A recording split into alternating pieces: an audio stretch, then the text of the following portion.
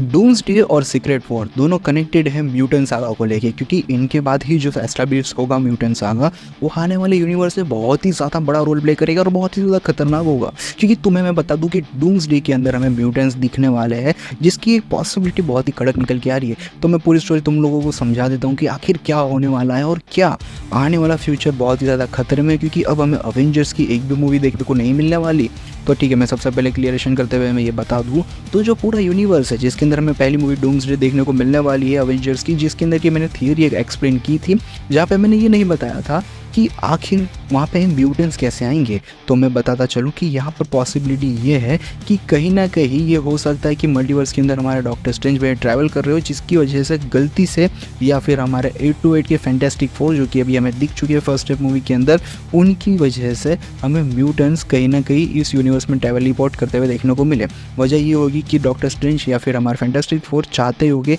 कि कुछ ऐसे लोग जो कि एक अच्छी नॉलेज धराते हो, जो कि हमारे टोनी भैया की बराबर की नॉलेज हो, और वो कहीं ना कहीं हमारी मदद करे इस पूरे के पूरे अर्थ को बचाने के लिए, इनफैक्ट पूरे मल्टीवर्स को बचाने के लिए। और उन लोगों के पास मल्टीवर्स की भारी नॉलेज हो, जो कि हम लोग जान सकते हैं कि मिस मार्वल के एंडिंग में मोनिका रेम्बो जहाँ पहुँच चुकी थी वहाँ पर हो सकता है। और आई थिंक ये वही यूनिवर्स हो सकता है, क्योंकि मार्वल ने अभी हमें कह तो दिया है कि एक्समैन से रिटर्न करेंगे, लेकिन ये नहीं कहा है कि कौन से करेंगे, ओजी कैरेक्टर जो ओल्ड वर्जन थे वो वाले या कोई ऑल्टरनेट यूनिवर्स के। जहाँ पे मेरी थियरी तो यही है कि ऑल्टरनेट यूनिवर्स के ही होंगे, क्योंकि ओजी यूनिवर्स तो फिलहाल तबाह हो चुका है, ख़त्म नहीं है समझो। तो उसकी वजह से हो सकता है कि कुछ और कारण से, अब इस पर पॉसिबिलिटी काफ़ी सारी बनती है जिस पे हम फिर कभी डिस्कस करेंगे, लेकिन मुझे कमेंट सेक्शन में आप लोग याद दिलाते रहना तो मुझे याद रहेगा, बाकी मैं भुलकड़ा बहुत हूँ, ठीक है। लेकिन मज़ा की बात साइड में रखते हुए मैं सीधा बढ़ता हूँ स्टोरी के ऊपर, जहाँ पे मैंने ये बताया कि किस तरीके से म्यूटेंट्स अगर इस अर्थ पे टेलीपोर्ट होता है डॉक्टर स्ट्रेंज या फैंटास्टिक फोर की वजह से। ज़्यादातर पॉसिबिलिटी फैंटास्टिक फोर है, क्योंकि उनके पास टेलीपोर्टेशन की जुत्सु है, मतलब जादू है, जिससे वो टेलीपोर्ट करवा सकते हैं, और वो खुद इसी वजह से इस यूनिवर्स में आए फ्रैंकलिन रिचर्ड और जू स्टॉर्म की पीछा करते करते,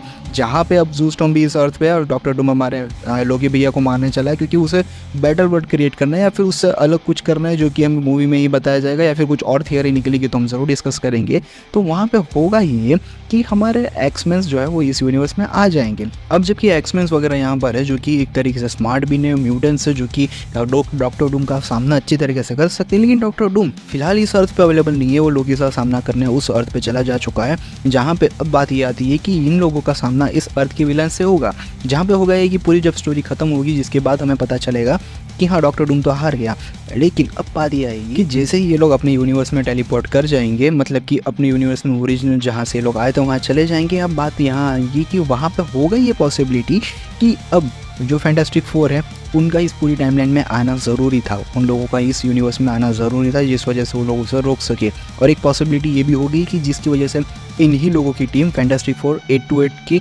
और 616 के हमारे ओरिजिनल अर्थ के सुपर हीरोज़ मिल के डॉक्टर डूम को हरा लेते हैं। लेकिन यहाँ पे किसी की टेढ़ी उंगली की वजह से हमें म्यूटेंट्स यहाँ पे आने को मिले, मतलब कि जो अलग यूनिवर्स है, जो हमें म्यूटेंट्स वगैरह जो है वो इस यूनिवर्स में देखने को मिले, जिस वजह से एंटायर फाइट की एक दूसरी पॉसिबिलिटी बन गई, जिससे रोक तो गया, लेकिन कहीं ना कहीं वो वापस यूनिवर्स में चले गए। और उसके बाद हो सकता है कि इनकर्जन स्टार्ट हो जाए उस अर्थ के साथ, हमारे अर्थ 616 का, जो कि हमें आने वाली मूवी सीक्रेट वॉर के अंदर देखने को मिलेगा। और यहाँ पे बड़ा सा कॉलैब देखने को मिलेगा, मतलब बहुत बड़ी फाइट देखने को मिलेगी। हो सकता है मे बी पॉसिबल हो सीक्रेट वॉर के अंदर हमारा 616 अर्थ तो होने ही वाला है, सामने वाला अर्थ हो सकता है कि म्यूटेंट्स का, और वहाँ पे होल यूनिवर्स के अंदर काफ़ी बड़े बड़े ओजी सुपर हीरोज़ भी देखने को मिले, जहाँ पे हो सकता है कि हमें ये सिविलाइजेशन बहुत ज़्यादा एडवांस लग रही है। तो पॉसिबल ये है कि सुपीरियर आयरन मैन भी हमें देखने को मिले, कैप्टन अमेरिका वगैरह भी हमें देखने को मिले, और भी ज़्यादा अवेंजर्स वगैरह इस यूनिवर्स में देखने को मिले, जहाँ पे समझौता ये हो कि ये पूरे यूनिवर्स को सीक्रेट वॉर के अंदर तबाह कर दिया जाए, जिसकी वजह से अब इन लोगों का पूरा अर्थ इस यूनिवर्स में ट्रांसफ़र कर देंगे।